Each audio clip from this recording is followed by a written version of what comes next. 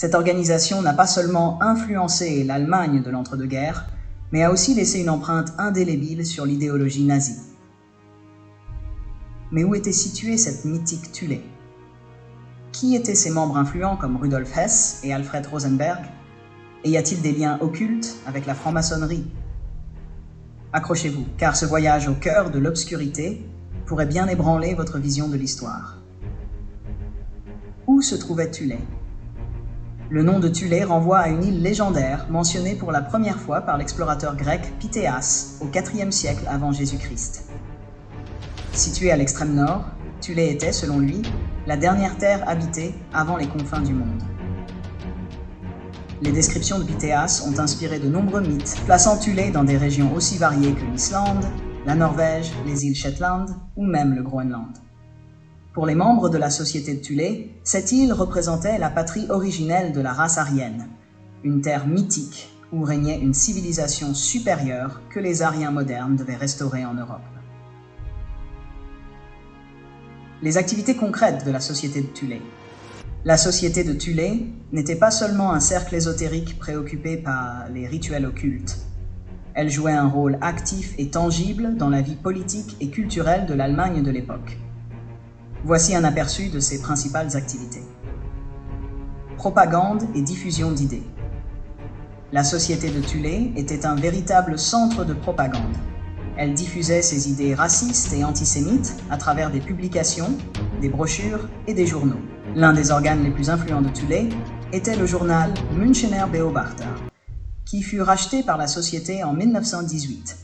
Ce journal, qui devint par la suite le Völkischer Beobachter, observateur racial, sous la direction d'Alfred Rosenberg, servait de plateforme pour promouvoir les idées nationalistes, aryennes et antisémites qui étaient au cœur de l'idéologie de Thulé.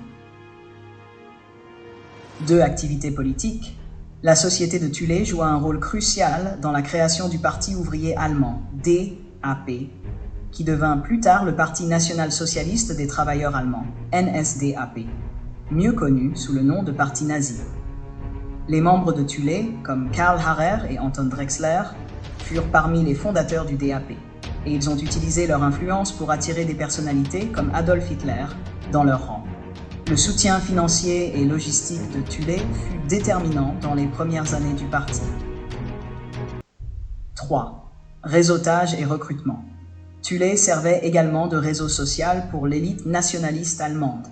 Les réunions de la société permettaient de connecter des membres influents de la société allemande, y compris des militaires, des intellectuels et des industriels, tous partageant une vision commune d'une Allemagne régénérée par le retour à ses racines aryennes. Ce réseautage était essentiel pour la diffusion des idées de Thulé et pour le recrutement de nouveaux membres. 4. Recherche ésotérique et historique. La société de Thulé prétendait également mener des recherches sur les origines de la race aryenne. Ces recherches étaient souvent pseudo-scientifiques, mélangeant archéologie, histoire et mythologie avec des croyances ésotériques. L'objectif était de prouver l'existence d'une civilisation aryenne supérieure, dont les membres de Thulé se considéraient comme les héritiers. Le rôle d'Alfred Rosenberg. Alfred Rosenberg, l'un des membres les plus influents de la société de Thulé, a joué un rôle clé dans la diffusion des idées de Thulé au sein du mouvement nazi. Né dans l'actuelle Estonie, Rosenberg rejoint la société de Thulé après son arrivée à Munich. Son influence grandit rapidement et il devient l'un des principaux idéologues du nazisme. Rosenberg est surtout connu pour son livre « Le mythe du XXe siècle », publié en 1930, qui devient l'un des textes fondamentaux de l'idéologie nazie. Dans cet ouvrage, Rosenberg développe les concepts de la lutte des races et de la supériorité aryenne, des thèmes profondément enracinés dans les doctrines de Thulé. Il prône l'idée d'une lutte entre la race nordique et les autres races, en particulier les Juifs, qu'il considère comme les ennemis naturels de l'humanité aryenne. En tant que chef de l'Office des Affaires étrangères du NSDAP, Rosenberg a également joué un rôle crucial dans l'exportation de l'idéologie nazie à l'étranger, cherchant à établir des liens avec des mouvements fascistes et nationalistes en Europe et au-delà. Rituel de la société de Thulé et lien avec la franc-maçonnerie. Les rituels de la société de Thulé étaient empreints de mysticisme et fortement inspirés par l'occultisme. Les initiations, par exemple, comportaient des éléments symboliques empruntés à diverses traditions ésotériques, y compris certaines pratiques proches de la franc-maçonnerie.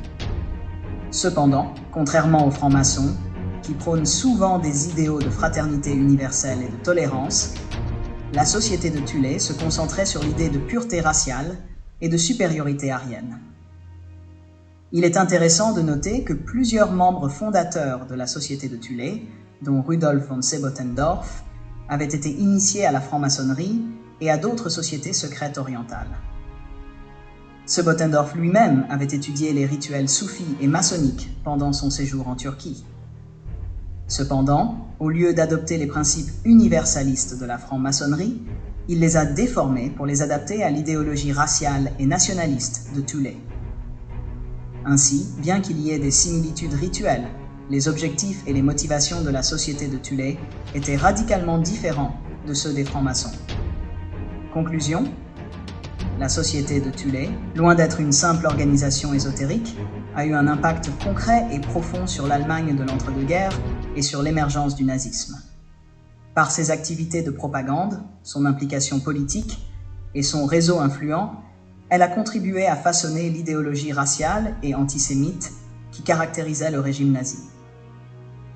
Alfred Rosenberg, l'un de ses membres les plus éminents, incarne cette transition entre l'ésotérisme de Thulé et la réalité brutale du nazisme, transformant des mythes en une idéologie meurtrière. La société de Thulé reste un exemple frappant de la manière dont des idées extrêmes peuvent trouver un écho dans les événements les plus sombres de l'histoire. Merci de votre attention et à bientôt pour une nouvelle exploration des mystères du passé.